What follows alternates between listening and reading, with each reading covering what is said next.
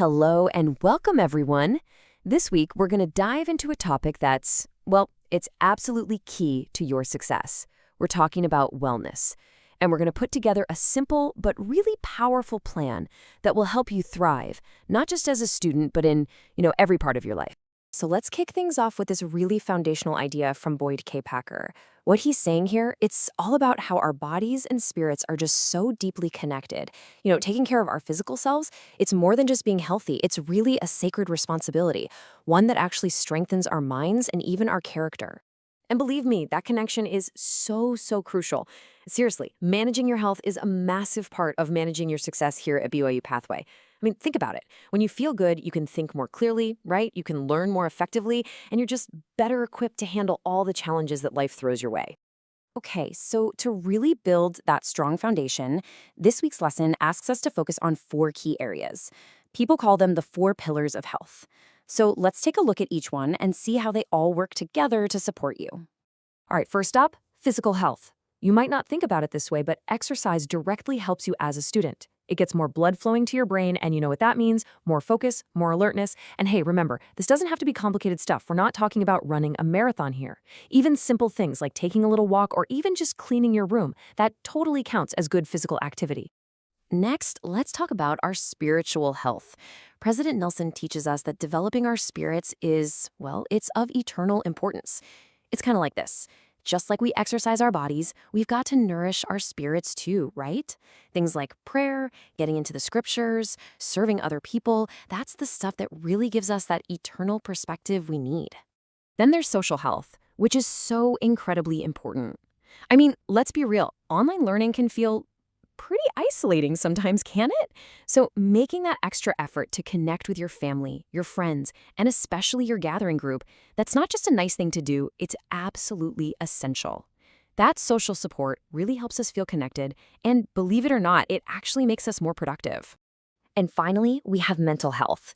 Life can feel really overwhelming at times, and I want you to know that's perfectly normal. The lesson gives some wonderful and really simple tips to help manage that stress. Things like just getting outside for a few minutes, or this one's my personal favorite, just stopping everything and taking a few deep breaths. It's amazing what a big difference that can make. And of course, above all, we can always have faith in our Heavenly Father. Okay, so we've got the 4 pillars of health down. We understand what they are, but how do we actually improve in these areas? What's the next step? Well, it's all about creating a practical plan by setting some really effective goals. And that leads to a great question, doesn't it? How do you make a goal you can actually achieve? Because it's one thing to just say you want to improve, but it's a whole other thing to create a goal that you can actually stick with and accomplish. Thankfully, the lesson gives us a really powerful tool to help us do just that. And that tool is called the SMART Goal Framework. It's a simple acronym, SMART, and it stands for 5 key principles.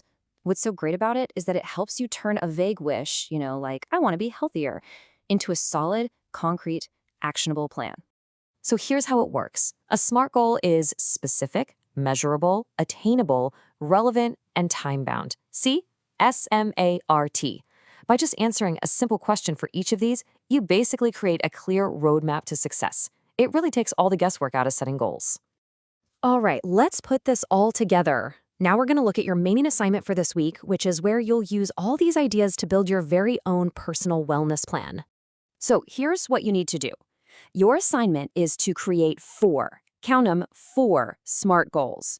You'll make one for each of those health areas we talked about: physical, spiritual, social, and mental. Then you'll get ready to share just one of those goals in your gathering so you can all teach and support one another. Now, as you get started on this, please remember these tips. First, start small. Take manageable steps. You don't have to change everything overnight, okay? And be patient with yourself. Always try to connect your goals back to your bigger purpose, your why. And maybe most importantly, trust that Heavenly Father is going to support you in your efforts. He will. Okay, so we've covered a lot. But what's the single most important takeaway from all of this? What's the one thing I really hope you remember as we wrap up this explainer? It's this, right here. The biggest challenge, the hardest part, is often just getting started. But listen, you now have a clear plan and you have the tools you need. So please don't feel overwhelmed by it all. Just focus on taking that one very first small step today. So, as we close, I want to leave you with this question to really think about. What is one small thing you can do right now, like in the next 5 minutes, to begin? You absolutely have the power to make a positive change, and I want you to know that we are all here to support you on your journey. Good luck this week. You've got this.